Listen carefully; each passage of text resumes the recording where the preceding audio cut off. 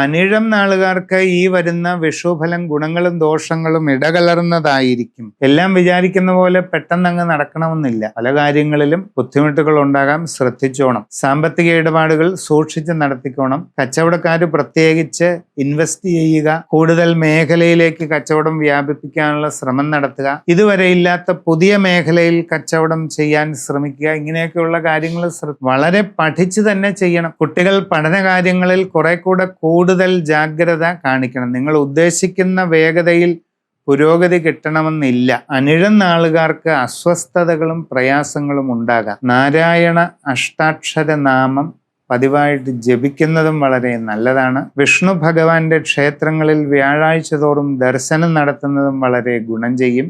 സമഗ്രമായി നിങ്ങളുടെ രാശിചിന്തയൊക്കെ ചെയ്ത് ഏറ്റവും നല്ല പരിഹാര കർമ്മങ്ങളൊക്കെ കണ്ടെത്തി അനുഷ്ഠിച്ചാൽ എല്ലാ പ്രയാസങ്ങളും മാറി നല്ല ഗുണങ്ങൾ ഉണ്ടാകും.